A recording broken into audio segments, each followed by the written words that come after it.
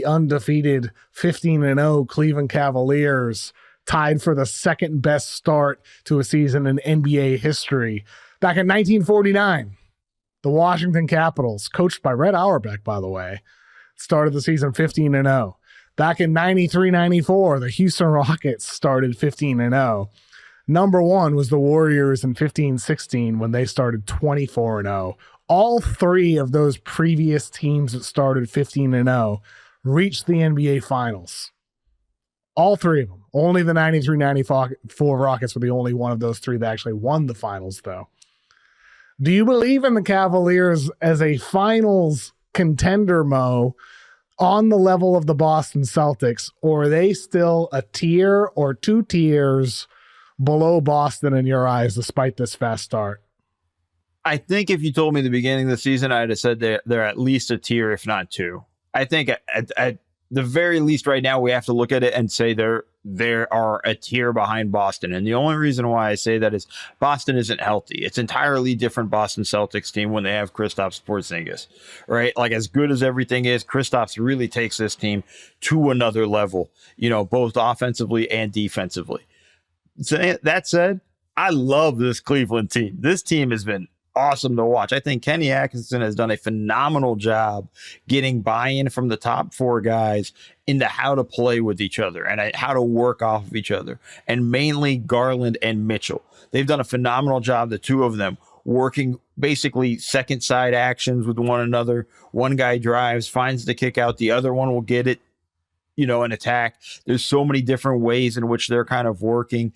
I love everything that I've seen from them. And the more important thing is they've all bought in. And I think that's the big one. For me, of course, the big problem is they still have that. I wish they had another wing player. I am worried defensively. Teams are going to pick on Garland on the defensive end. They're going to pick on Mitchell, and I think that's going to be really interesting. That's more of a playoff issue. But I think that's something that they got to figure out how to solve at some point. And I think that's going to be a big one for them. So I still have them just a tier behind Boston, but they're coming. Could we see Boston begin to try to exploit that starting on Tuesday? Because I'd imagine Boston's going to come out with a game plan, fully prepared, playoff mode, trying to prove something against this undefeated team. Because it's getting to the point now that I think Cleveland is going to get the best of every opponent. Like, you want to be the team that takes down the Cavs and ends their undefeated streak. So do you think Boston starting Tuesday, that this is going to be one of those games where we see two serious game plans going in, that it is a matchup that's indicative of something Cleveland could face come postseason time? Yeah, they won't admit it, but it's definitely one of those moments where you're looking and going like, yo, they're on our block. We got to, nip this in the bud. We got to win this. And it's one of those things. Boston hasn't played since Saturday. They've had days to prepare for this too. Well rested, sitting and confident and sort of put the game plan together, can really install the game plan if you're Joe Mazzulla. I think there's a lot of opportunities with everything that you have. But I think for me, if you're Boston, not only do you want to win this, you want to win this big. And you want to send this message right away to Cleveland, going like, you may be 15-0 to start the season, but this is how far behind us you are. And we're not even fully healthy yet. And I think you're right. I do think we're going to see early on, we're going to see them go after Garland. I think they're going to make it known like, hey, you're going to have to figure out how to guard Tatum when you get switched on to him, how to guard Brown when you get switched on to him, how you're going to guard Derek White when you get switched on to him. I'm not sure if Holiday is going to be playing or not. I think last I saw he was questionable or something. But I think more importantly, they're going to make you have to think about these things. And if you're Boston, this is your first chance to say, hey, you're still our little brother. We're still the big dogs on this block. We're letting you guys know that. And I think they have to come out with a strong intensity. Sometimes we see this Boston group kind of, well, you don't take Atlanta seriously and you lose in last Tuesday, and you kind of are not really up to snuff. And, it takes a Jayson Tatum game winner to beat Toronto.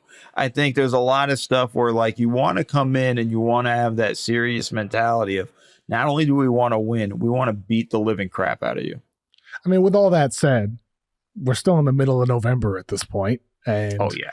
the NBA Cup, the great purpose of it is to define the first 3 months of the season, which typically don't have all too much importance come April. Like April's a long ways away. It's after the trade deadline. There's a lot that can change by April. Do you put much importance into this game? Like, is there anything that we can look at in this Tuesday game come April or May when Boston and Cleveland might have a series? Or is this just purely the point of the NBA Cup? The point is to give meaning to these early season games. Is this all it is?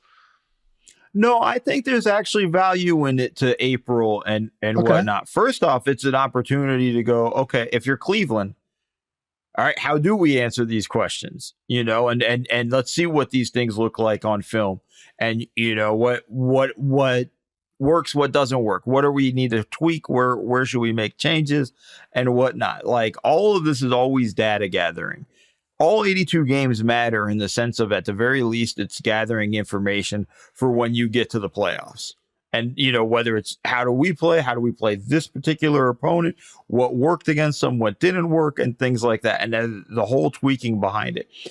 But more than that, and I know it sounds silly, but I think you want to, especially if you're Boston, again, you want to assert your dominance right away.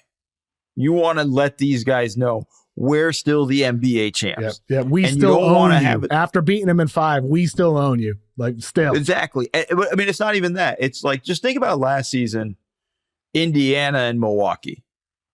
Indiana kept beating Milwaukee. Yes. In the regular season and in the NBA games. Cup. Beat them in the NBA Cup, started even a little bit of a rivalry and things like that. We know in the playoffs, the Bucks were severely injured. Obviously, no Giannis. So obviously, it becomes very challenging to win. But you can't tell me that those wins early in the season didn't help Indiana in terms of confidence and having an attitude. It also, they beat Boston in the NBA Cup last year as well, you know, to get to Vegas. And they play them in the conference finals, you know, and there's a little bit, and they played them tough in the conference finals. They didn't win a game, but they led. It felt like in almost every down the stretch in all of those games, you know, there's a level of confidence building.